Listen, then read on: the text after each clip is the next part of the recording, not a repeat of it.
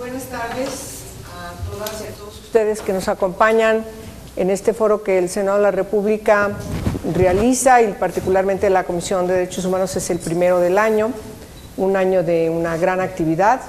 El próximo periodo de sesiones será un periodo que está enmarcado en la dictaminación de leyes que tienen que ver con derechos humanos, y por lo tanto me place mucho que inauguremos este periodo, este año, con un foro de la relevancia del que vamos a tener hoy.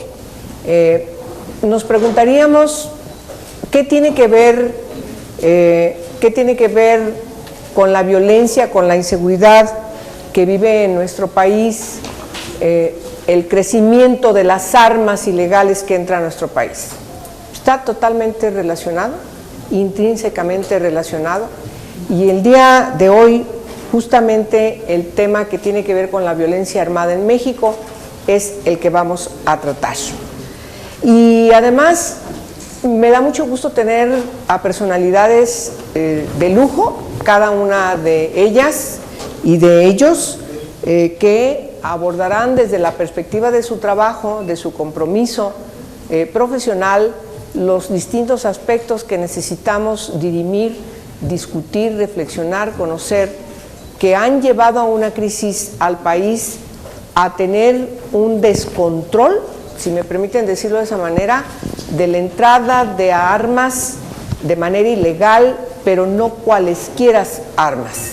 Armas de alto calibre, de una tecnología tal que son las que están, las que vemos todos los días por las calles, por los poblados, por las comunidades de nuestro país, armando a las distintas delincuencias. Y en ese aspecto es necesario que yo recuerde, por ejemplo, que el marco internacional ha tenido desde hace muchos años este tema como uno de los temas de gran preocupación. Hay distintos acuerdos que se han implementado.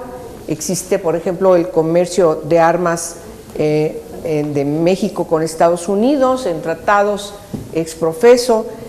Hay este tratado sobre comercio de armas, tiene que ver además con un aspecto importante de la cooperación entre los distintos países en el mundo, que cuando observamos de dónde vienen las armas que entran de manera ilegal a México, la industria en la que está montada precisamente el dotar de estas armas, insisto, que entran de manera ilegal a nuestro país por parte de algunas industrias en Estados Unidos, uno no entiende dónde está la cooperación internacional.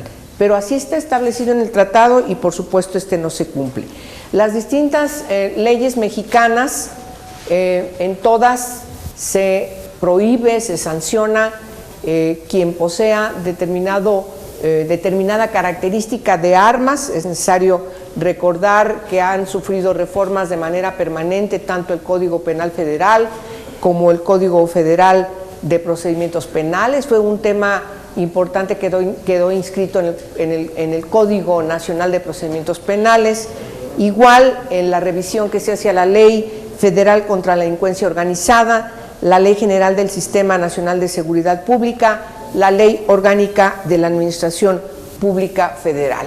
Si observamos y analizamos qué es lo que el presidente de la República nos señaló en su último informe de gobierno, se menciona cómo las autoridades han trabajado para desarmar a las delincuencias, pero es peccata minuta, apenas si acaso el 14% de lo que entra al país. Entonces, no estamos ante cualquier problema, afecta los derechos humanos de todas las personas, más allá de la condición en la que se encuentren o que caracterice a estas personas, más allá de la edad. Es importante señalar que además la connotación del problema va incluso mucho más allá de México, traspasa nuestras fronteras, pero también a quienes entran a México, por supuesto, se encuentran con una situación que caracterizaría a un país en guerra cuando México no está sufriendo ninguna guerra. En ese aspecto, el día de hoy vamos a hablar y posteriormente de este foro vamos a tener la inauguración de una exposición de fotografías que nos permitirá a que quienes visitan el Senado, a quienes trabajan en el Senado de la República y por supuesto a senadoras y senadores comprender, allegarse desde este enfoque, desde esta visión de la magnitud del problema, pero sobre todo llamar la atención de lo que tenemos que seguir revisando, de lo que tenemos que seguir trabajando para detener que las armas ilegales entren como si nada al país y nadie hace absolutamente nada para prevenirlo. Por eso, las personalidades que hoy me acompañan en este foro voy a empezar en primerísimo lugar señalando al cineasta Gabriel Rimstein, que antes de su intervención vamos a presentar el tráiler de su película Las 600 millas. Si estamos listos para que lo podamos presentar y quienes nos acompañan lo puedan ver desde cualquiera de las pantallas, y posteriormente le daremos la palabra a Gabriel.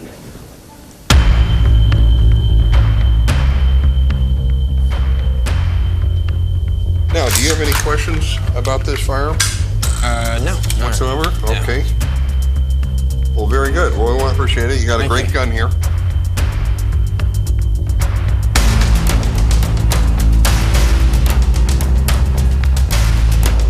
Let's go.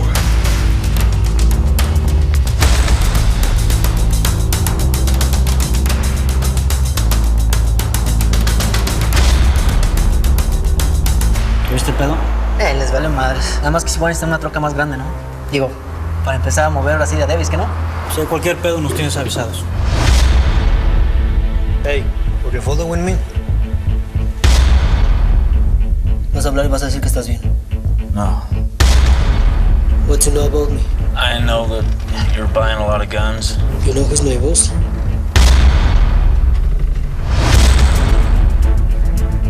¿Para qué chingados te lo trajiste para acá?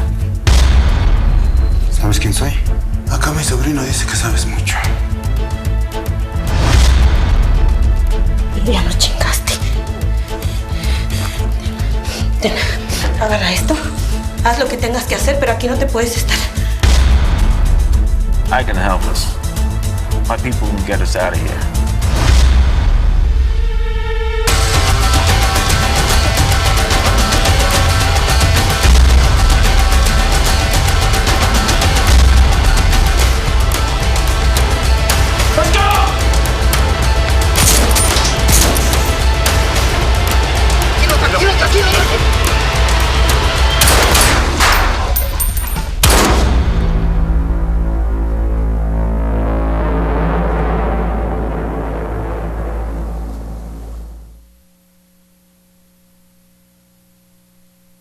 ...600 millas.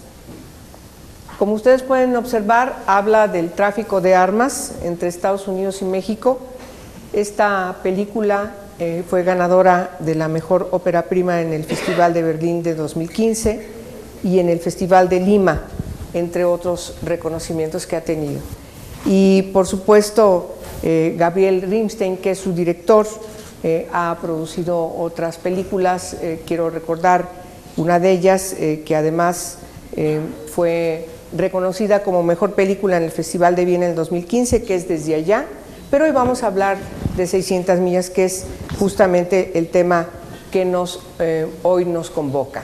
Además de Arturo Rimstein, tendremos también la participación de, que en su momento voy a presentar, a Miriam Morales, posteriormente a Paulina Arriaga, después Gonzalo Aguilar Cincer y posteriormente Sergio Aguayo. Pero vamos a empezar contigo. Va.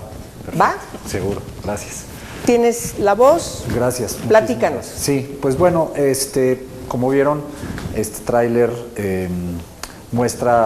se siente que es casi una película de acción con muchas pistolas y muchos balazos. No lo es en realidad. Es una película que sí está llena de armas, pero no se disparan muchas veces. Pero bueno, yo, como ya se señaló, yo soy mexicano. Hago esta película. Esta película tuvo la fortuna de viajar por todo el mundo. Estuve en más de 40 festivales a lo largo de todo el año pasado y en cada una de las presentaciones en las que yo acompañé la película, invariablemente era la misma pregunta, era ¿por qué el tema? ¿Por qué hablar de este tema? Mi respuesta pues siempre era la misma, ¿no? Que era, yo como cineasta no había visto que este tema se tocara en el cine. Se ha hablado mucho de narcotráfico o inmigración ilegal, pero no se había hablado de esta pues otra realidad de la relación bilateral entre los dos países. Yo viví en Estados Unidos mucho tiempo y me tocó pues vivir de primera instancia este acceso pues tan irrestricto y este apetito tan feroz que tiene ese país por las armas, ¿no? Eso me empieza a inquietar de alguna forma y es de ahí donde yo empiezo a buscar una historia que contar que hable al respecto. En ese inter sucede se da la noticia de este operativo fallido que es Rápido y Furioso, que a mí me parece escandaloso. Y yo uso ese como el contexto para contar una historia de la relación de los dos países. El personaje que interpreta Tim Roth en esta película es un agente del ATF que justamente está operando bajo el lineamiento del Rápido y Furioso. Lo que tenían que hacer los agentes del ATF era simplemente rastrear ventas de armas, tomando números de serie de este armamento para eventualmente rastrear estas armas y establecer algunos vínculos entre traficantes de armas y narcos. Una cosa absurda. El resultado es que miles de estas armas se pierden en México. Yo cuando me preparo para hacer esta película, pues me traté de educar lo más posible en el tema. Yo desconocía cómo funcionaba el tráfico ilegal de armas. Entonces me fui al lugar donde, digamos, nace este operativo, donde se pone en marcha, que es Arizona. Yo quería que la película sucediera ahí. Voy a entrevistarme con agentes del ATF en Phoenix para hablar del asunto, ¿no? Hacer preguntas. También voy a hablar con agentes fronterizos, tanto del lado mexicano como de estadounidense, pues un poco para entender cómo en realidad funciona este tráfico tan irrestricto. De igual forma, me senté a hablar con muchísimos vendedores de armas de esa zona. En esa zona en particular, un enorme porcentaje de las armas que se venden acaban en México. Lo que a mí me llamó muchísimo la atención cuando yo estaba en la frontera era pues la honestidad con la que ambos lados, los agentes de ambos lados, pues asumen que es imparable, que están totalmente rebasados, no tienen los recursos ni la capacidad para detener el flujo de armas que viene de Estados Unidos a México. A partir del operativo Rápido y Furioso y que se destapa, empiezan a revisar apenas vehículos que van de Estados Unidos a México, pero antes de eso no se revisaban. E incluso con las revisiones que se hacen, ellos reconocen que detienen 1 de cada 10 vehículos digamos, convoys que llevan armamento hacia México. Bueno, la película evidentemente toma este contexto y habla de un jovencito que está incursionando en esta actividad ilegal y de la gente que lo está siguiendo. Otra de las preguntas que a mí invariablemente se me hace cuando presento la película es, por un lado, cuando no la he presentado en Estados Unidos, digamos en Europa o el resto de América Latina, es ¿a poco es tan fácil conseguir armas en Estados Unidos? Y la respuesta es sí, sí lo es. Con una licencia de conducir, pues cualquier ciudadano puede hacerse de un arsenal.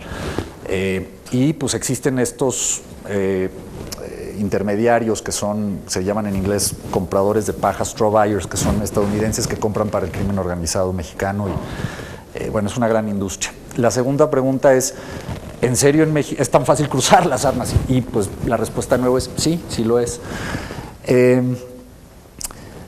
Mi intención con esta película pues nunca fue hacer digamos, algo aleccionador o pretender educar a alguien, ¿no? La película tiene una intención muy clara que es provocar una emoción en el espectador. conmover al espectador, que se interese en los personajes y en lo que les está pasando, y idealmente que esa reacción pues provoque una conciencia. Es decir, yo no usé esta película como un panfleto para señalar dedos y asignar responsabilidades, porque el tema es muy complejo, porque por un lado pues tenemos la muy laxa regulación de quién puede comprar un arma en Estados Unidos, y por otro lado tenemos un apetito feroz por parte del crimen en nuestro país. Entonces la responsabilidad es compartida y es un problema muy complejo.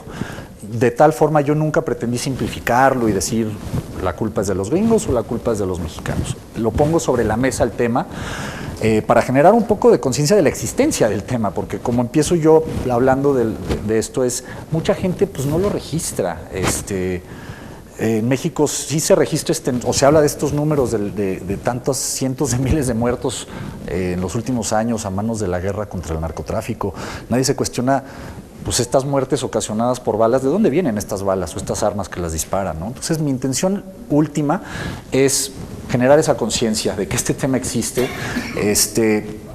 Otra pregunta que muchas veces se me hace es ¿por qué hablar de estas cosas pues, tan desagradables de nuestro país? Pues porque son la realidad. Yo como cineasta, como artista, me es imposible no estar afectado por esa realidad. Este es el país en el que yo vivo y es me parece, como muy bien señaló la senadora, es un país que vive pues, esta violencia como si estuviera en guerra, cuando no es un país en guerra, ¿no?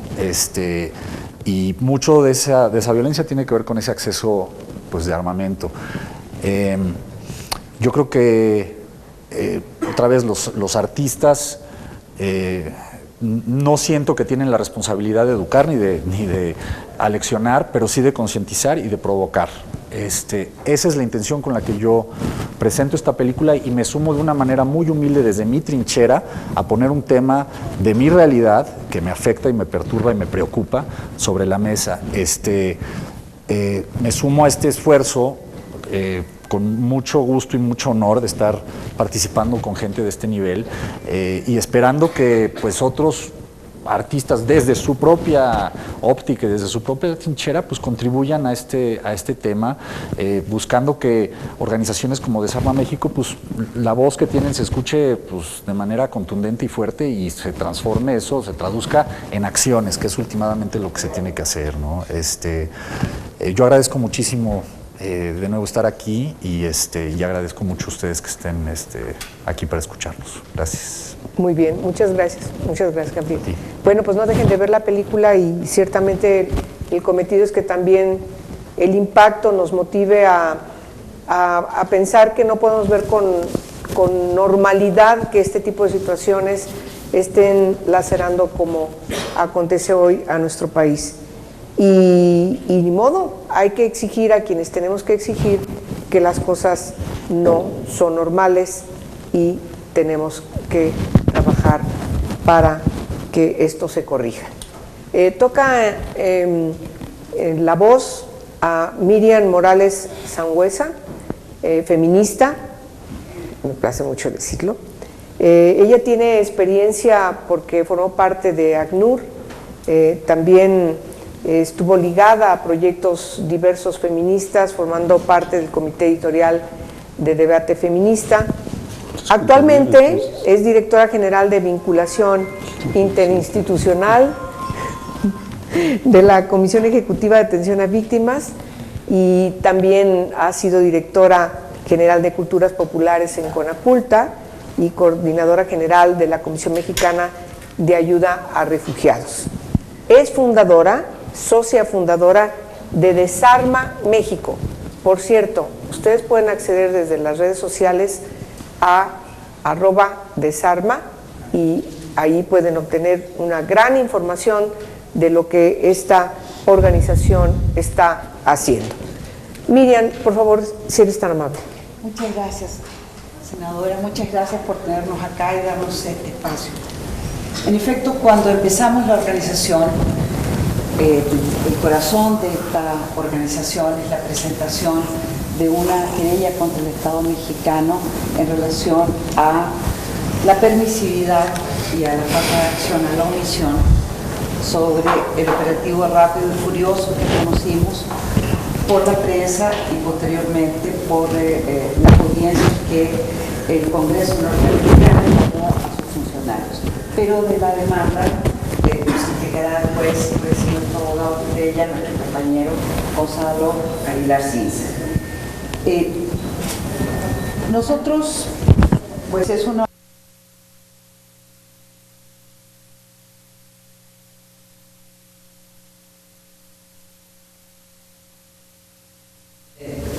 mejor descrita, con toda la emocionalidad en la película que nos presentó y justamente ha obtenido muchísimos reconocimientos internacionales. Nosotros hicimos un trabajo infinitamente más modesto, que es un video presentando un observatorio desde el punto de vista de las víctimas. ¿Y qué víctimas? Desde las mujeres víctimas.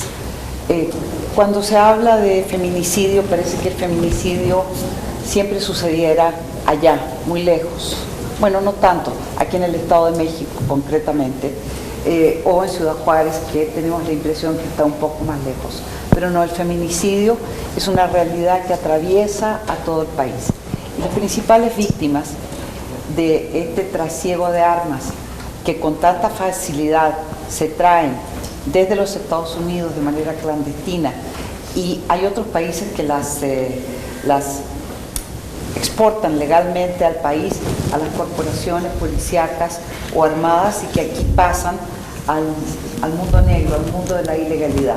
Con esas armas se mata a las mujeres, a las tres que estamos acá, a las que están al lado suyo, a sus hijas, a sus hermanas, a sus novias, a la señora que va pasando por la calle. Las mujeres son más víctimas de las armas de fuego que los hombres en México, aunque parezca paradójico. Pareciera que son los niños los que se balean entre ellos, pero los que no balean y ponen el cuerpo de la muerte son mayoritariamente las mujeres. En los 3 últimos años, y eso lo muestra nuestro video, lo prueba después de un minucioso estudio que hicimos sobre la base de información oficial, entre los años 2011 y 2013, que es el último año en que tenemos información fuerte, probada, mueren 3 mujeres al día en México como producto de la violencia generada por armas de fuego, como homicidios concretamente.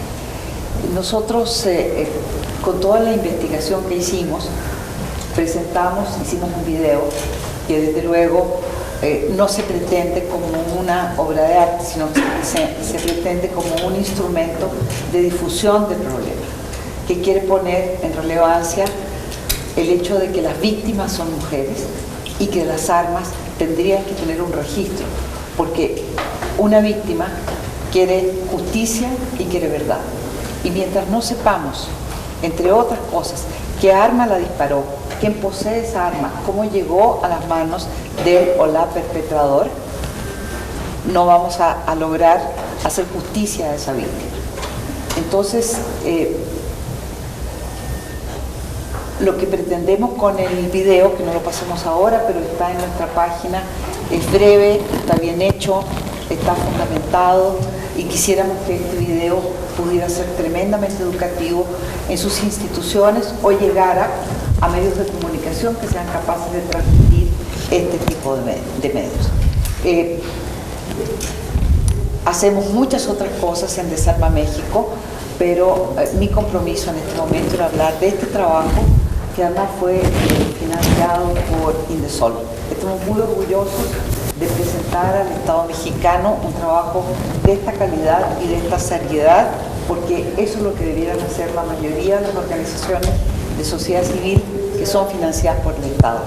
Dar una contraprestación que sea capaz de defenderse y que sea capaz de generar conocimiento para el público en general, para otras organizaciones de la sociedad civil o para los artistas que quisieran tener un trasfondo, un número duro para emprender diversas aventuras de la creatividad.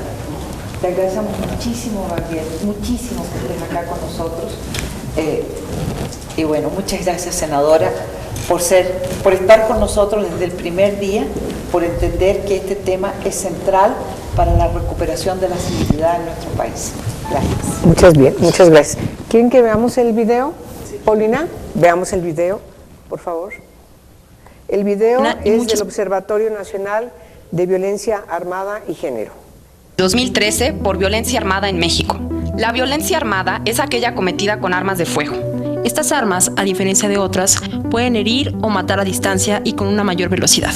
En África y Asia, el 28% de los homicidios se cometen con armas de fuego. En Europa, el 13%. En Oceanía, el 10%. Y en América Latina, el 66%. Ahora, concentrémonos en México. En nuestro país, el 64% de los asesinatos fueron causados por armas de fuego. En 2011, por cada 100.000 habitantes, hubo 16 homicidios con arma de fuego, mientras que en Estados Unidos hubo 3. Entre 2011 y 2013, murieron en nuestro país 49,000 personas por homicidios con arma de fuego. Esto equivale a 5 veces la capacidad del Auditorio Nacional. Del total de víctimas, 3.764 fueron mujeres, o sea, 100 mujeres asesinadas por mes, o 3 al día. ¿Te imaginas si perdieras diariamente a 3 amigas, hermanas o vecinas?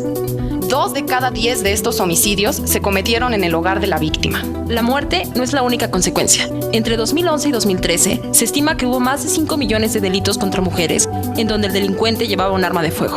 Es como si la población entera de Noruega hubiera sido víctima de uno de estos delitos. Las mujeres viven de manera cotidiana la violencia armada, ya sea como víctimas directas o como familiares y amigas de quienes mueren. Por otro lado, no es tan común que las mujeres sean usuarias de armas. Del total de personas procesadas por delitos con armas de fuego, solo el 4% son mujeres y menos del 1% de las licencias de portación les pertenecen. ¿Y de dónde vienen todas estas armas? Estas tienen distintos orígenes. Las armas ilegales provienen principalmente de Estados Unidos, pero también en México contribuimos con el problema. Por ejemplo, en 3 años, más de 3.000 armas de policías desaparecieron de los arsenales y no sabemos nada de ellas. ¿Qué se ha hecho por disminuir las armas en México? El gobierno recuperó entre 2011 y 2013 más de 60.000 armas. Es casi el mismo número de las que se han entregado voluntariamente en los programas de desarme. Estas 2 acciones son significativas. Sin embargo, no son suficientes. Necesitamos saber mucho más del tema. Por eso creamos el Observatorio Nacional de Violencia Armada y Género. Esto es solo una muestra de lo que hicimos. Puedes encontrar toda la información detallada por años y estados en www.desarmamexico.org. Esto apenas comienza. Ayúdanos a difundir este video y utiliza el hashtag OVAG.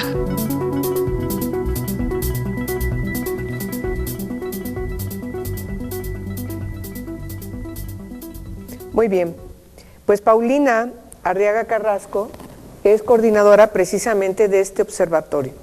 Es el Observatorio Nacional de Violencia Armada y Género. Paulina, además, tengo que decir que es también, a pesar de ser joven, también es fundadora de Desarme, esta organización de la que nos hablaba Miriam, que surge desde 2014. Ella estudió en la Facultad de Ciencias Políticas y Sociales de la UNAM y se ha distinguido por el trabajo en proyectos de organizaciones de la sociedad civil y de investigación relacionados precisamente con la participación ciudadana, con la materia de derechos humanos y también con el tema de violencia. Paulina, por favor, si eres tan amable de dirigirnos unas palabras. Muchas gracias, Angélica.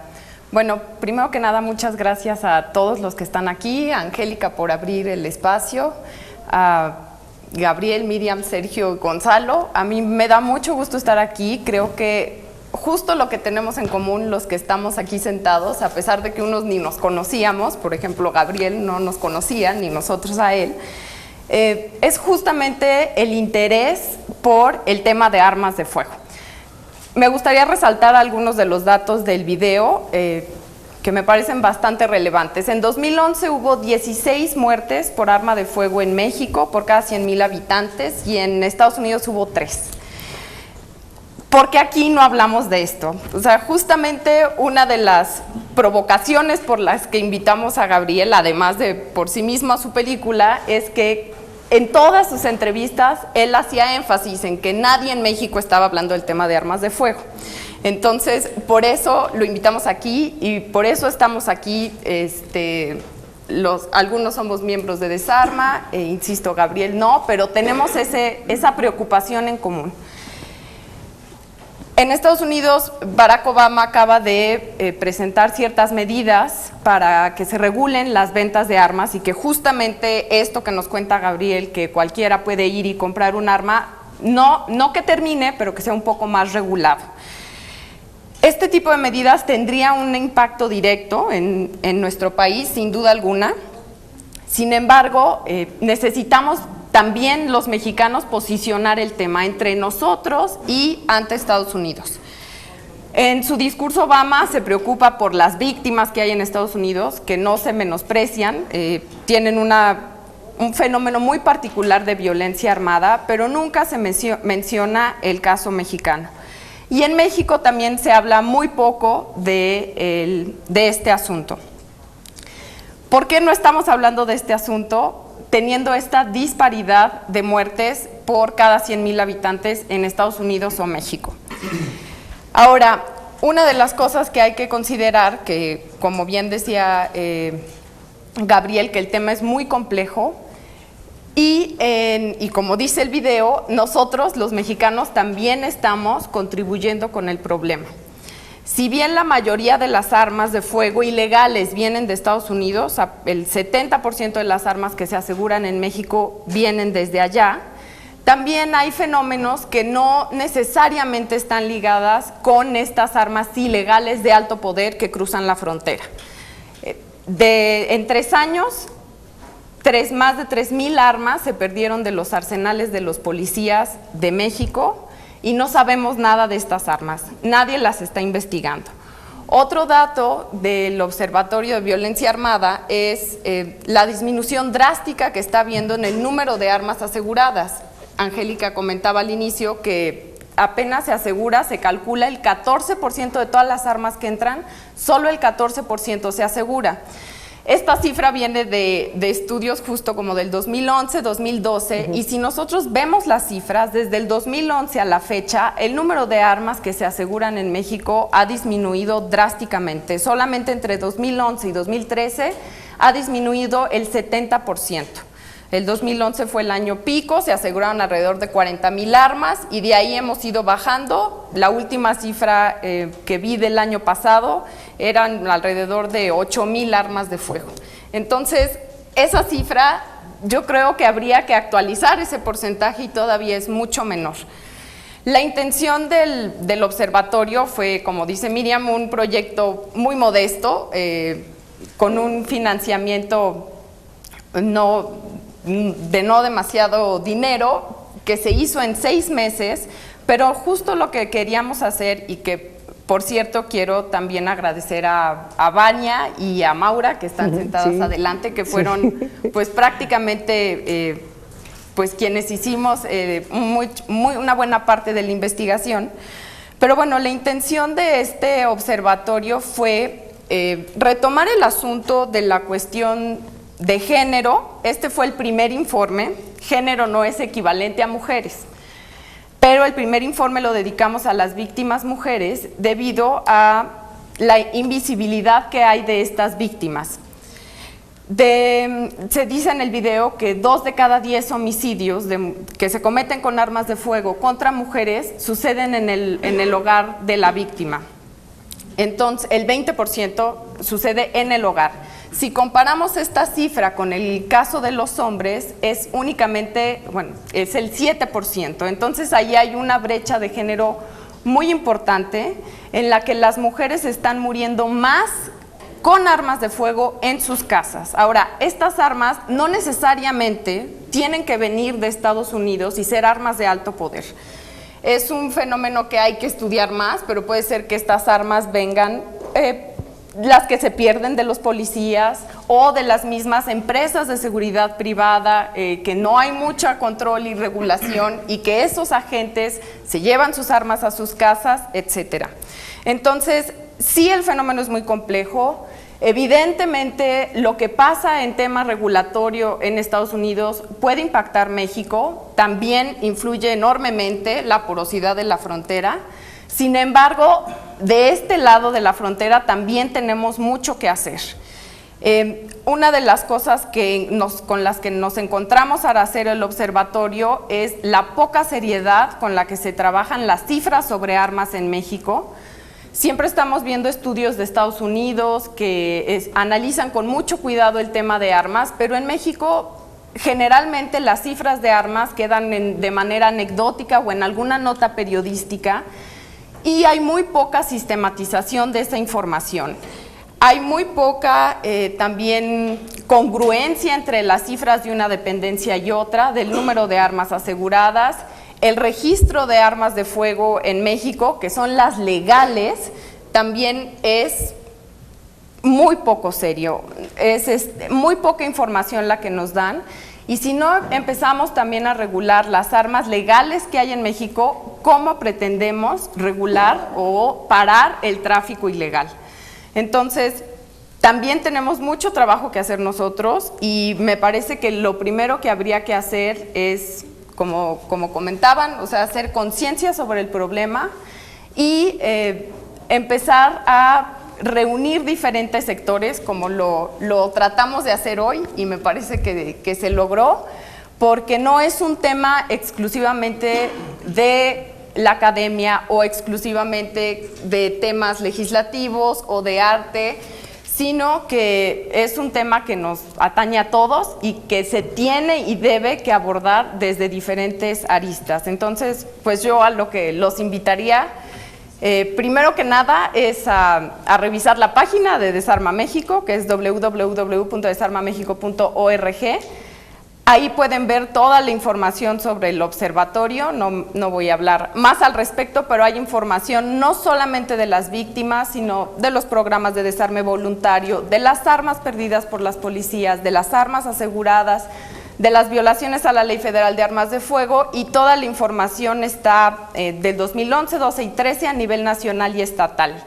Van a decir, ya estamos en 2016 y se quedaron en el 2013, pues sí, porque INEGI, las bases de datos completas sobre defunciones de armas están hasta ese año cuando empezamos el proyecto, y es uno de los grandes problemas que hay, como la falta de información, la falta de congruencia en las cifras, y lo que tratamos de hacer es evidenciar y poner la lupa en diferentes aspectos de la violencia armada. Y los invito también a compartir el video con el hashtag OVAG. Muchas gracias. Muchas gracias, Paulina. Bien, toca a turno escuchar al abogado Gonzalo Aguilar Sincer, que es litigante. Tengo que mencionar que después de Rápido y Furioso emprendió una denuncia donde se está exigiendo se investigue y en su caso se castigue si funcionarios mexicanos estuvieron involucrados en este operativo. Él, como socio fundador de Desarma México, su bufete de abogados encabezó la presentación de esta denuncia penal ante la Procuraduría General de la República en 2014. Como ustedes saben, este operativo Rápido y Furioso, dirigido por la ATF de Estados Unidos. Y por eso es muy importante que te escuchemos. Si eres tan amable, Gonzalo. Gracias por recibirnos aquí, gracias a los demás participantes. Efectivamente, el problema de las armas y la violencia, el problema de las armas y la muerte, el problema de las armas y el aumento de la delincuencia en el país va asociado íntimamente. Se ha discutido si las armas son generadoras de mayor violencia en las bases de la delincuencia organizada, si por las armas o por el número de armas que tienen o por la capacidad de las armas que tienen aumenta el riesgo y su capacidad de fuego, con su capacidad de daño. Evidentemente es una pregunta que tiene una respuesta lógica. Entre más armas, más violencia; entre más violencia, más muertes. En los últimos años el gobierno mexicano ha reclamado al gobierno de los Estados Unidos en varias ocasiones, en varios foros, la laxa posición del gobierno de los Estados Unidos frente a las leyes que regulan la adquisición y la tenencia de las armas. Sustancialmente lo hace con la reclamación de que estas armas, o un gran número de estas armas, sobre todo las que se venden en el sur de la República, como lo dijo Gabriel, llegan a la República, en el sur de los Estados Unidos, llegan a la República Mexicana en ventas clandestinas o en entradas clandestinas. entra en un número pavoroso de armas. Las cifras son realmente pavorosas. Pensamos que estas cifras pueden ser inclusive hasta exageradas. Hay estadísticas que hablan que un promedio de 20 y tantas mil armas entran al mes a la República Mexicana en forma clandestina. 20 y tantas mil armas. Estamos hablando arriba de 20,000 armas de calibres que van desde las 9 milímetros o las 38 Super hasta armas de alto poder o de alto calibre o de alto daño como los rifles Barrett o lanzacohetes. Lo que es una realidad es que la capacidad de fuego de la delincuencia organizada y de la delincuencia desorganizada pero violenta es mucho mayor y sigue creciendo. No ha podido el Estado mexicano detener ese crecimiento y ese impacto. Ninguna medida, ni reforma de leyes, ni aportación de mecanismos de seguridad, ni la creación con el esfuerzo económico descomunal de la Secretaría de Seguridad Pública Federal, hoy Comisión, ni el esfuerzo enorme de llevar a la calle al Ejército Mexicano y a la Secretaría de la Marina, con el deterioro enorme a esas instituciones y con el cuestionamiento enorme que ha tenido en los últimos años y que va a tener y que seguirá teniendo sobre si el Ejército y la Marina son o deben ser los responsables de contener la delincuencia común en México. Sin embargo, todas estas medidas no han detenido el crecimiento de la violencia, no han detenido el crecimiento, el impacto de la violencia de estas bandas o de estos grupos que se fragmentan constantemente, de los que son detenidos sus líderes y se multiplican sublíderes y sublíderes que son más violentos cada vez. Hay regiones totales del Estado mexicano, de territorio mexicano, del Estado y el territorio, distinguiendo los dos puntos, que están bajo el dominio completo de la delincuencia organizada. El Estado de Chihuahua estuvo asolado durante muchos años en la década pasada sobre acciones de violencias de grupo que tomó como rehén las ciudades como Juárez o ciudades como Chihuahua y la mitad del estado de Chihuahua. Los mecanismos que se implementaron en Chihuahua aparentemente dieron cierto resultado, pero en la realidad sigue siendo un estado de una enorme violencia. Su visibilidad de muertes ha cambiado porque el efecto de estas bandas han migrado a otras regiones que son más favorables para la exportación de droga o para el mecanismo de violencia, como son la extorsión o el secuestro. Hay estados que han dramatizado terriblemente esta violencia y que son víctimas visibles del poderío de estas armas que se han usado en contra y en perjuicio de la población civil, como el estado de Tamaulipas, que ha hecho que toda la industria y la iniciativa privada y un gran sector de la sociedad haya migrado de las grandes ciudades como Tampico, como Victoria, y se haya refugiado en otras regiones de México o inclusive en el extranjero. Si nos arriesgamos a viajar de Monterrey a Tampico, el porcentaje o la probabilidad de ser víctimas de un hecho de violencia es inmensamente alto. Todos los días leemos en el periódico que hay un camión de transporte en algún punto de la República Mexicana que ha sido asaltado con violencia por bandas de delincuencia. Vemos todos los días con azoro y es la crónica diaria, y estamos hoy en medio de una crónica extraordinariamente más significativa, más impactante, la crónica diaria asociada a la violencia. Esto es en sí mismo un hecho y una circunstancia de una irresponsabilidad profunda del Estado mexicano y de la sociedad mexicana, que no lo ha tomado en serio, que no ha tomado las medidas necesarias y que no ha asumido las responsabilidades formales que debe de asumir, implementando los mecanismos y los medios sólidos, consistentes y ideados para contener esta delincuencia que se nos viene encima cada día. En el año de 2006 y un poquito antes, el gobierno de los Estados Unidos, como lo decía, implementó, en respuesta a las reclamaciones del gobierno mexicano de la facilidad de la adquisición de las armas para la que llegaban a la delincuencia a México, programas de contención de armas. Estos programas de contención de armas se instituyeron en el seno de la ATF en los Estados Unidos, que es la asociación que regula la tenencia o el manejo de las armas, de forma clandestina.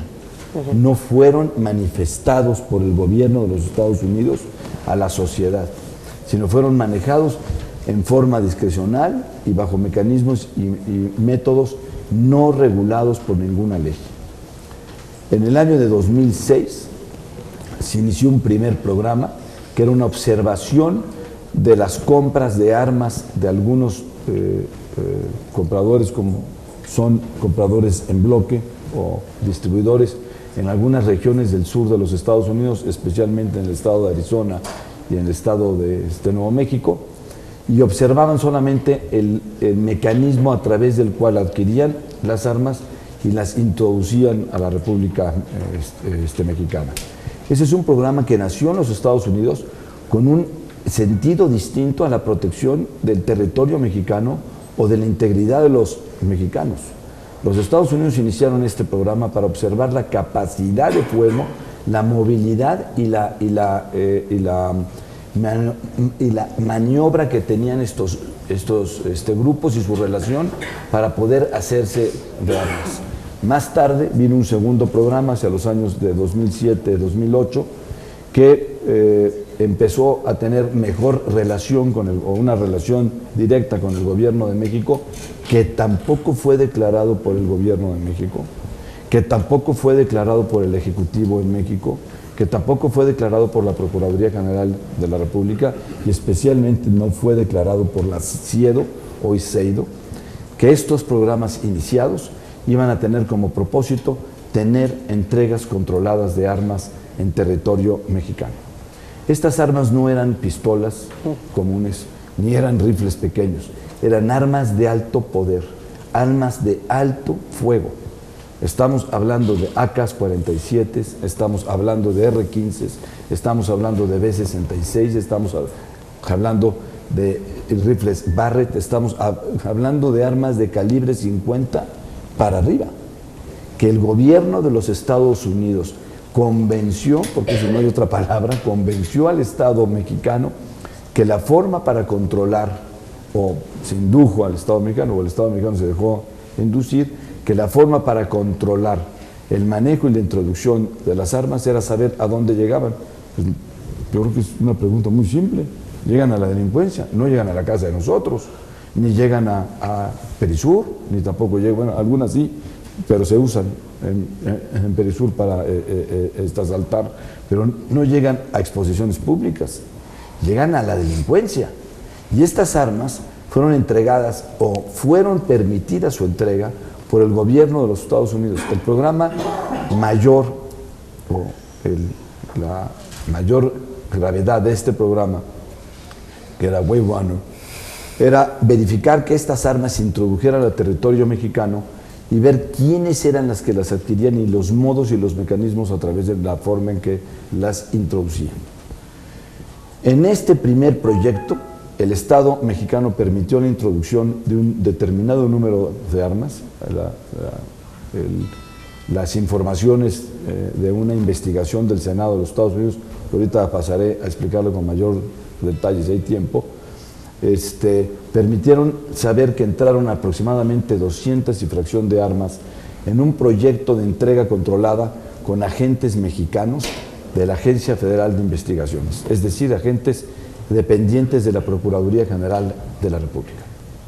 En el momento en que estas armas se introdujeron a México y avisó los agentes norteamericanos de la ATF y el FBI que las armas estaban introduciéndose en el territorio mexicano en la frontera de Nogales, en menos de 7 minutos, en menos de 7 minutos, los agentes mexicanos informaron que habían perdido el convoy que traía las armas.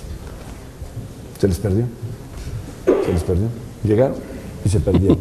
Las armas que traían ahí eran rifles Barrett. Por casualidad se perdió. Sí, eran rifles Barrett, eran R-15, AK-47 y otros calibres muy parecidos.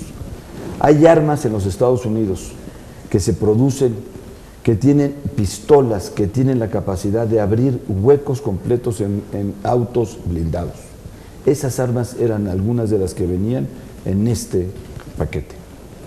El gobierno de los Estados Unidos no hizo ningún tipo más que de una reclamación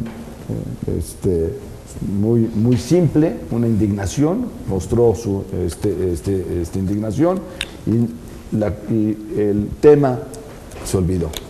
Inmediatamente después, muy poco tiempo después, en la administración pasada, el gobierno mexicano permitió que el gobierno de los Estados Unidos implementara en nuestro territorio uno de los programas más dramáticos y más irresponsables de los que hemos tenido noticia en este país.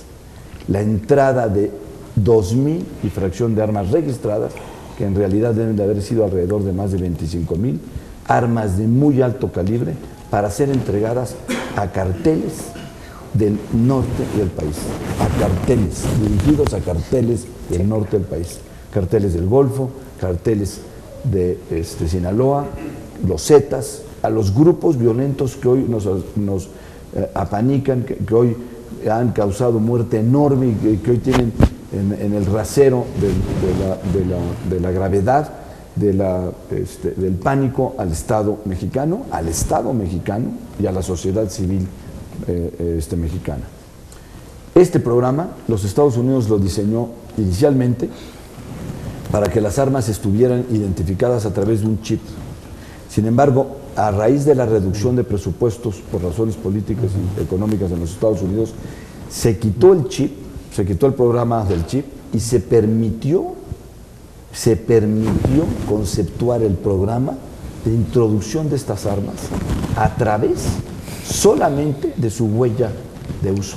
Es decir, el gobierno de los Estados Unidos y el gobierno mexicano pactaron que entraran armas de alto calibre al territorio mexicano para cuando fueran usadas se pudiera saber dónde y quiénes las usaron. Es decir, las huellas dactilares que nosotros conocemos que son huellas balísticas del uso de los proyectiles.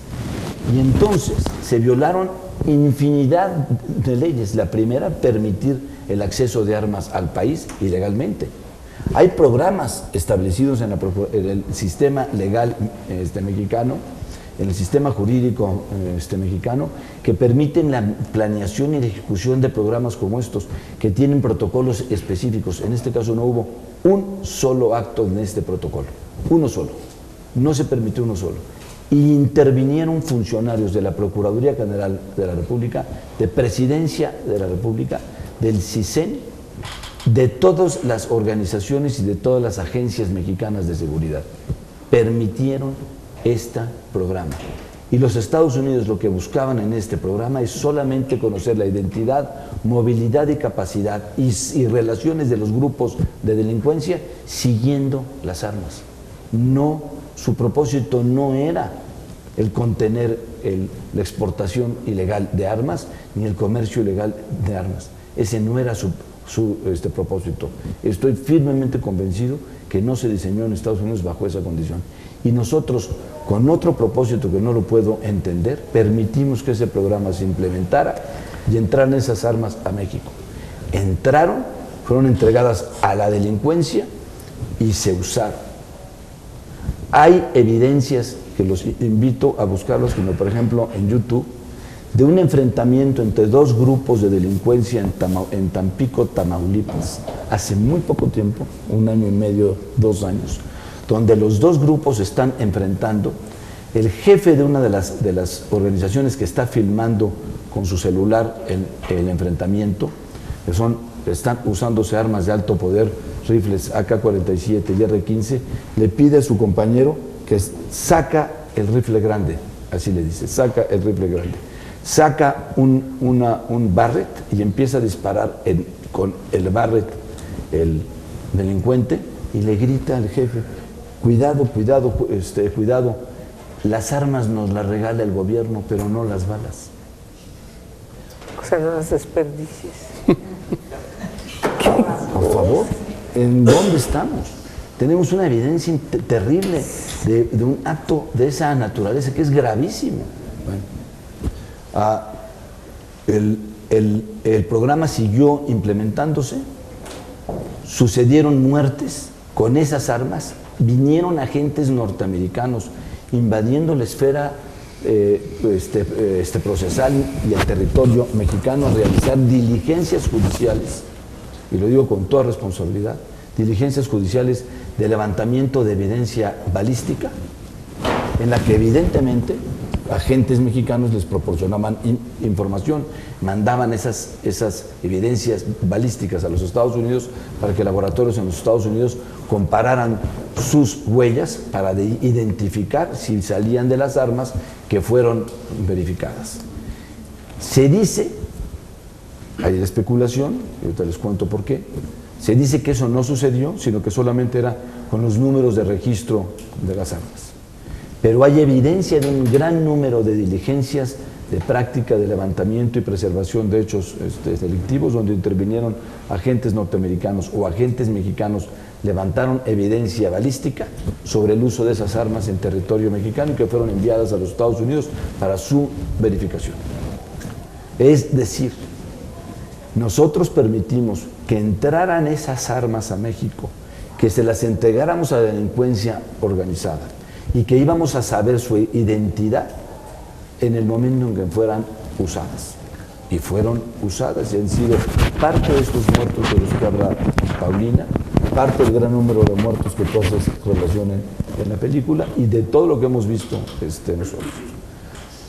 En ese acto, en esa circunstancia, un grupo de profesionistas, un grupo de mexicanos y un grupo de personas al conocer estos hechos y al irlos introduciendo más, nos horrorizamos de tal manera que tomamos la decisión en conjunto, y en eso la querida Angélica, con una responsabilidad enorme y con una capacidad y con una calidad enorme, se unió con nosotros, formamos una asociación que se llama Desarma y introdujimos una denuncia de hechos contra quien resulte responsable ante la Procuraduría General de la República.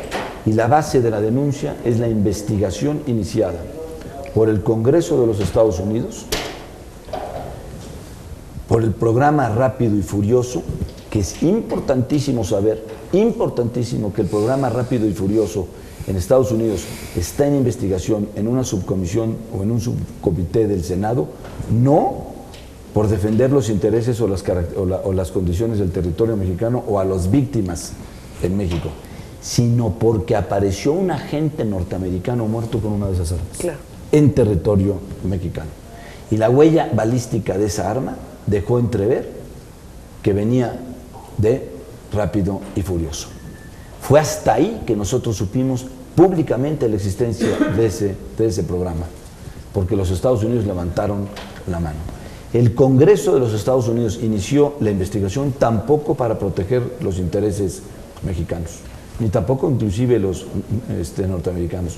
Lo inició por razones políticas, porque el programa fue instituido por el gobierno de la administración del presidente Obama, y esta fue una iniciativa de la fracción en el Senado del Partido Republicano, claro, para señalar como responsable al procurador de los Estados Unidos y tratar de establecer una liga de tolerancia entre el presidente de los Estados Unidos y el procurador de los Estados Unidos. No sucedió eso. El procurador renunció y una de las razones de su renuncia obedece a este problema. Claro. O sea, fuimos víctimas, carnes de cañón, de una serie de decisiones y de medidas de un gobierno vecino que manejó sus condiciones y sus intereses bajo su propia perspectiva. Yo no los recrimino, sí me enoja, pero no los recrimino. Son sus actos y sus formas de manejar sus mecanismos de seguridad. Pero lo que sí recrimino es que el Estado mexicano, el gobierno de la República, se asoció a esta idea absolutamente descabellada y la empujó. Y hoy esas armas están aquí. No son las 25,000 armas que supuestamente, o 20,000 armas que entran diario o que cada mes a México. Son armas de altísimo poder que les entregó el Estado mexicano a la delincuencia organizada. Es irresponsabilísimo. Y eso tiene que tener una respuesta del gobierno mexicano y tiene que tener un castigo. Ojo, muy importante, muy importante. Hay una enorme responsabilidad de todas las instituciones del Estado mexicano en ello. No solamente del Ejecutivo, también el Congreso tiene una responsabilidad enorme, porque no ha implementado los mecanismos y no ha exigido del Ejecutivo la implementación de los mecanismos que están y son posibles de llevar a cabo para poner barreras efectivas en las aduanas mexicanas y en los puertos para la revisión de introducción de armas. Hay tecnología nueva extraordinariamente efectiva, que son muy fáciles de adquirir y muy fáciles de implementar. Los vehículos pueden pasar en las zonas fronterizas mexicanas, como pasan en los Estados Unidos, con detectores de rayos X, que pueden perfectamente bien establecer si estos vehículos traen armas. ¿Por qué no se hace? ¿Por qué no lo hacemos? Porque estamos imbuidos en una batalla semántica de una resolución, de un problema de seguridad, cuando no vemos la naturaleza mayor de este problema, que es la corrupción. La enorme corrupción que vive México, la increíble corrupción. Uno de los más importantes, más sólidos, más bien formados abogados en México, que soy ministro de la Suprema Corte de Justicia de la Nación, fue debatido en este Congreso, en este Senado, por ser el procurador que declara uno de los programas de introducción de armas a México, y que es parte de las declaraciones de los funcionarios en los Estados Unidos del ATF en una comisión, y que esas declaraciones están ahí y el gobierno mexicano no las investiga. Nosotros presentamos una denuncia y exigiremos y seguiremos presionando para que el Estado mexicano las investigue y haga responsable o al ministro o al presidente o a quien sea responsable de haber permitido que una sola de esas armas haya entrado y haya matado a mexicanos. Estamos comprometidos en eso. Gracias. Muy bien, y te acompañamos en eso además. Y para cerrar el panel, voy a darle la voz a Sergio Aguayo, académico, analista, además somos paisanos tú y yo. Paisanos. Que, bueno, como ustedes saben, lo leemos cada semana en Reforma y además es articulista en otros medios de comunicación. Desde 2011 está en Canal 11 en este programa que se llama Primer Plano. Hasta hace poco también lo escuchábamos en la mesa política que conducía Carmen Aristegui en MBS. Ha escrito una gran cantidad de libros, artículos, ensayos. Él recibió el nombramiento de profesor visitante de la Universidad de Harvard y, por supuesto, sigue en Colegio de México. Es uno de los grandes maestros que tiene el Colegio de México y ahora está con nosotros aquí. Tienes la voz. Gracias, para senadora. Continuar. Gracias por la hospitalidad, por la solidaridad, la sensibilidad. Luego voy a referirme concretamente a la función que pueden tener representantes como tú. Empiezo con una consideración muy general que tiene que ver con las guerras. En las guerras, las rutas de abastecimiento son fundamentales para el desarrollo del conflicto. Me refiero a dos casos muy famosos. El primero, la batalla de Stalingrado. No sé qué tanto conozcan ese episodio que definió la Segunda Guerra Mundial. La batalla se libra entre agosto del 42 y febrero del 43. Es fabuloso el tema, pero lo que hacen los soviéticos, Stalin, es tender una trampa a Hitler para que se concentre las tropas en la toma de Stalingrado. Nunca logran ocuparla totalmente, pero el objetivo era clavar las tropas mientras lanzaban una ofensiva para cercar a las tropas y evitar que les llegara el suministro en el invierno ruso, en las estepas rusas. Fue una maniobra brillante porque cercan al 6º y al 4º ejército ruso y quiebran la moral del ejército alemán. A partir de ese momento tienen los alemanes 800,000 bajas en esa batalla.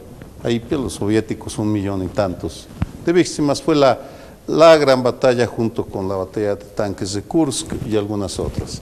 Bueno, ahí tenemos un ejemplo de que los generales Zhukov en particular entendió la importancia de evitar el suministro de armas, no solo armas, sino todo lo que acompaña al armamento.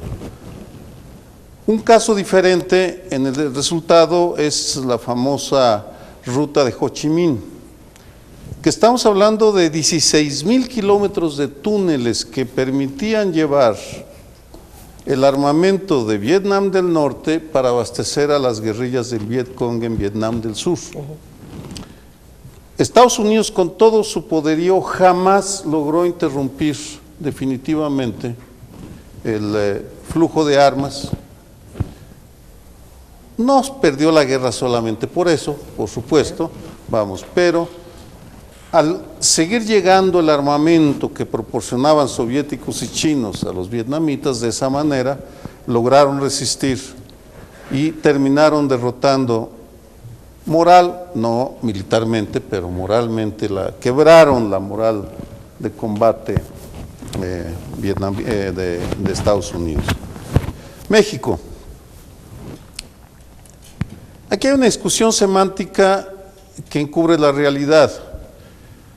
Durante el sexenio de Felipe Calderón, él habló 57 veces de guerras. Es lo que está registrado, al menos. En la primera etapa del conflicto, del 2006 al 2010, 2011, y luego deja de hablar, y cuando termina su sexenio se le olvida que hubo una guerra, y a Cristina Anandpur en CNN le dice: jamás pronuncié la palabra guerra. Exacto. Es decir, negó la existencia de una guerra, lo cual tiene su importancia porque estamos en una guerra de baja intensidad, no declarada, que al no ser reconocida como tal por el Estado mexicano, no puede ser tratada como una guerra. Ejemplo, la batalla para detener al Chapo Guzmán la semana pasada, si ustedes buscan en la prensa nacional y sinaloense, no aparecen las armas de los sicarios, solo dicen armas de alto poder. En ningún lado no hay una relación, porque no es un tema. No es un tema para el Estado contra el abastecimiento bélico, y no es un tema para la sociedad.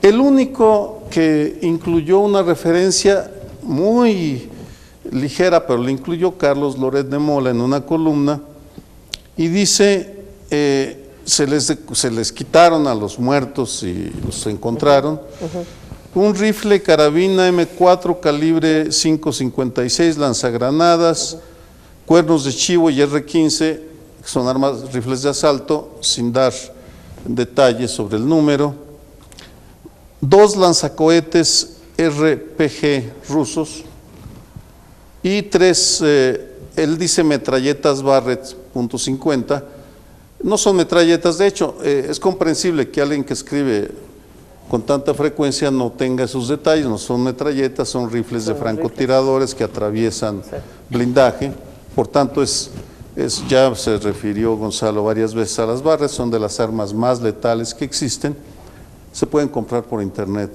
en Estados Unidos, por cierto, $3,800, $4,000, dependiendo de la calidad Es decir, como no hay guerra, no hay preocupación por los suministros bélicos al enemigo, aun cuando sí sea un enemigo realmente. Ahora, ¿qué hacer? Primero, cuando uno se mete a estudiar el caso de Rápido y Furioso, por supuesto comparto todo lo que se dice, pero es el resultado de la frustración de una dependencia estadounidense que no tiene los recursos para combatir el tráfico de armas. No es por maldad que lo implementan, es por frustración y desesperación. Cifras. A los estadounidenses solo les interesa el flujo de migrantes y drogas, por tanto tienen 18,000, 20,000 agentes de la patrulla fronteriza para vigilar lo que va al sur. En la época de Rápido y Furioso, la ATF, Agencia de Alcohol, Tabaco y Armas de Fuego, tenía 417 agentes para 3,000 millas, no, 3,000 kilómetros creo, 3,000 kilómetros, lo que significa que en 3 turnos de 8 horas, 100 agentes en determinado momento estaban vigilando la frontera y por tanto al jefe de Tucson, Arizona, se le ocurre la idea de pues vamos a usar este mecanismo, una tontería y una tontería que aceptaran los mexicanos, por supuesto, además una absoluta falta de respeto a la vida humana, porque en efecto, como no había presupuesto, le quitaron los chips para seguir electrónicamente a los rifles y es ahí donde dicen, vamos a seguir la ruta de las armas cuando las usen. Es decir, las compran en Texas y vamos a ver, cuando maten a alguien, entonces vamos a saber la ruta que siguió. El menosprecio a la vida humana de los mexicanos es extraordinario. ¿Qué se puede hacer? Yo estoy convencido, y en este tema, bueno, puedo criticar mucho al gobierno, a las autoridades, pero en el tema de seguridad y la guerra contra el crimen organizado, no tengo ninguna duda de la necesidad de una convergencia razonada entre organismos civiles o sociedad organizada, Estado, academia, medios de comunicación. Es indispensable. No es algo, estamos en una guerra, eso es un hecho, digamos, no lo quieren reconocer por múltiples razones comprensibles. Tal vez la frase que más irrita a los pinos del texto de PN es el comentario de que hay 2 presidentes en México, porque no pueden reconocer que hay un Estado paralelo, existe. Voy a referirme ahora, para aterrizar con el papel que pueden jugar personas, individuos que están en posiciones claves. La estrategia jurídica para resquebrajar a la mafia estadounidense viene de un profesor universitario, Robert Blakey, y de un laboratorio sobre el crimen de Cornell. Él se inventa las leyes Rico. El nombre Rico viene del gángster de la Pequeño César, de una de las primeras películas de gángster de 1931.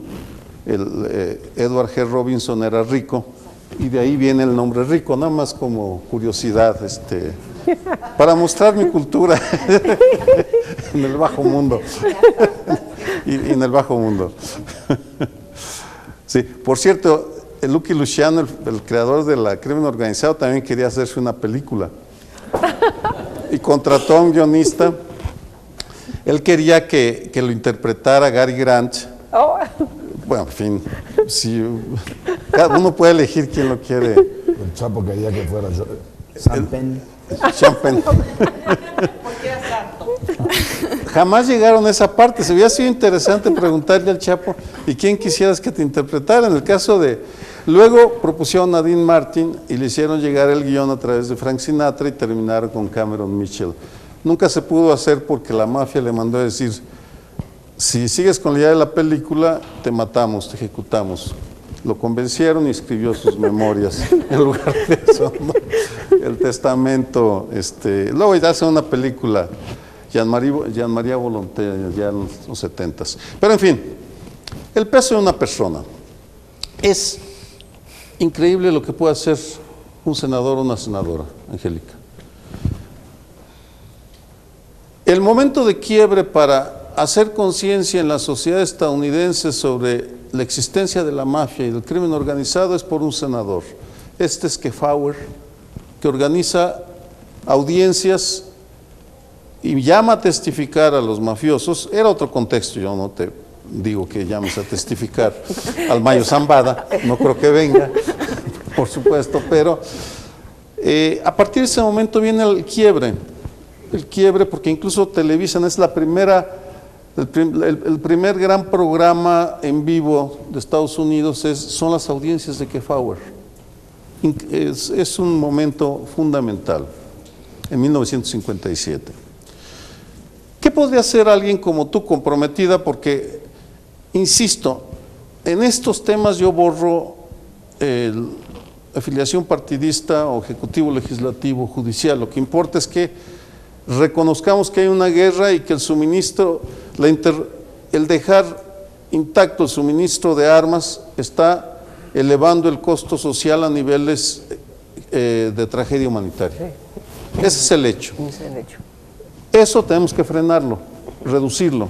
Y hay maneras, por supuesto que hay maneras. Creo que hay dos formas, simplemente las enuncio, no es el momento, sino la necesidad de buscar soluciones concretas. Una son audiencias, y yo creo que Desarma puede jugar un papel clave como organismo, creo que es el principal organismo, porque no hay muchos, creo que es el 1 o 2. De estas características es el único. Y además que tiene una buena capacidad, podría organizar una serie de audiencias, ignoro los formatos, pero que llamen la atención sobre el fenómeno de armas, guerra, costo social. Responsabilidad del Estado, responsabilidad de Washington. Llamando o invitando a testificar a funcionarios de la ATF, ¿por qué no? Si ellos invitan a mexicanos o a colombianos o a dominicanos, ya invitan a quien quieran, que son audiencias, hearings, que son simplemente para escucharlos, para que expliquen el fenómeno. Pues hay que invitar a los grandes expertos, porque Estados Unidos está dividido en el tema de las armas. Bueno, hay que invitar a unos y hay que invitar a otros. Si no vienen los de la Asociación Nacional del Rifle, pues eso ya es asunto de ellos, ¿no? Pero no creo que vengan. No, pero el hecho de que se les invite desde el Senado de la República sienta un presente. No es lo mismo que los invite el Colegio de México, Desarma, o la UNAM, a que los invite la presidenta de una comisión del Senado sobre derechos humanos. Vamos, es radicalmente diferente el mensaje, porque incluso la Embajada de México en Estados Unidos tiene que hacer la gestión. Y haciendo la gestión ya está elevando el tema. Esa sería una sugerencia, porque tenemos que movernos. Lo segundo, un convenio, Comisión de Derechos Humanos, Colegio de México, que es institución del Estado. Sí. A diferencia de Desarma, Desarma es organismo civil, el colegio forma parte del Estado mexicano. Para hacer investigaciones, necesitamos investigaciones muy precisas que vayan por ejemplo, ¿por qué no pides que te den la lista o que nos den la lista de los números de las armas que decomisaron a los sicarios del Chapo? Para poder pedir en Estados Unidos que investiguen dónde las compraron. No era cualquier tipo de armamento, vamos, eran los Marines. Una fuente confiable me decía que se sorprendieron por la calidad del entrenamiento y la disposición al combate, la moral de combate de los sicarios que dieron su vida para que el jefe se escapara. Claro, los llevaron hacia arriba. Los llevaron hacia arriba y se enfrentaron. Así es. Independientemente de esa parte, solo en el tema de las armas ya hay una veta de investigación que se tiene que seguir. Y hay muchas otras, porque hay un submundo, creo que Gabriel lo apuntó, hay un submundo, hay una cultura de las armas que tenemos que empezar a tomar en serio, y el Senado, y en ese sentido es extraordinario que alguien se interese por estos temas, porque qué difícil es cuando uno se acerca al Estado así en abstracto, pues hay una trivialización del costo social y de la violencia. Sí. Y la trivializan de una manera muy sencilla, la burocratizan. Crean instituciones, crean leyes y te meten ahí y ahí se acabó. No hay que dejar que eso suceda y pues, no sé, bueno, senadores, representantes, funcionarias, en fin, representantes del Estado mexicano como tú en temas tan cruciales como derechos humanos son necesarias y por eso mi reconocimiento y mi agradecimiento por este foro, por esta invitación para compartir y complementar, creo que nos complementamos bien para dar un panorama de un problema gravísimo para la sociedad mexicana. Sí, muchas gracias, Sergio. Sí. Pues sí, yo creo que, y ustedes que nos ven, quienes están acá presentes o quienes nos ven por los medios de comunicación y particularmente el canal del Congreso, coinciden en que ciertamente el panel es muy interdisciplinario y por lo tanto nos presenta de manera integral el grave problema que tenemos en México. Y Sergio, te tomo la palabra, este es un inicio de ese compromiso. Lo hemos hecho también desde diversos puntos de acuerdo que hemos presentado y que tenemos que seguir batallando. A veces es complicado, pero pues por eso estamos aquí y tenemos que trabajar en función de este cometido, porque presidir una comisión como la que presido, pero aun cuando no la presidiera, con el solo hecho de ser senadora comprometida con los derechos humanos, nos obliga a hacer y visibilizar este grave problema. Hoy es el inicio de esas audiencias. Veremos cómo logramos a partir de la reglamentación, lo voy a hablar con el presidente de la mesa directiva para concretar un convenio, como lo hemos hecho con la UNAM, como lo hemos hecho con la Comisión Nacional de los Derechos Humanos, hacerlo con el Colegio de México, con este y quizás otros propósitos también que nos motivan. Hay distintos temas en los que entraremos próximamente a trabajar hacia su dictamen y están relacionados. Tortura, desaparición forzada, desaparición entre particulares, todo lo que tiene que ver con la normatividad de los reclusorios, que es una ley que próximamente tendremos que ya dictaminar. Tenemos mucho tiempo trabajando en ella, esa sí tiene mucho tiempo, y esperemos que con esta inauguración que vamos a hacer en unos minutos, levantando este foro de esta exposición, sea el inicio de utilizar al Senado en el buen sentido de la palabra para que pueda visibilizarse este tipo de problemas, siempre tomando en cuenta que los derechos humanos tratan de eso, de las personas de carne y hueso y un pedazo de pescuezo, y no son expedientes, letras, papeles, cifras, no. Son personas que se han visto afectadas de hace muchísimos años por decisiones equivocadas de los gobiernos, por omisiones de los gobiernos, pero también hay que buscar las responsabilidades que puedan tener en base a que se fundamenten las posibles comisiones que pudieron haber haberse involucrado por las decisiones que tomaron para este tipo de proyectos como el de Rápido y Furioso, que ciertamente es muy importante mencionar que Gonzalo, como buen penalista, pues ha estado permanentemente documentándose, y lo que hizo ante la Procuraduría General de la República requiere que haya una pronta contestación. Ojalá con estos tiempos de la nueva procuradora haya aires que lleguen a oxigenar, porque sí debo decirlo también con mucha puntualidad, que hasta yo, en mi relación con la institución, tuve un cambio totalmente distinto con el cambio de procurador. Creo que en eso coincidimos. Entonces, por lo pronto, yo les agradezco, Gabriel, Miriam, Paulina, Gonzalo, Sergio, seguimos viéndonos. No dejen de ver la película 600 millas. Es parte importante de nuestra concientización de que más allá del guión cinematográfico refleja una realidad a la que no tenemos que acostumbrarnos. Por el contrario, es una realidad que tenemos que cambiar. Les agradecemos muchísimo su presencia y vamos a inaugurar la exposición fotográfica aquí en el primer piso del Senado de la República. Gracias. Gracias.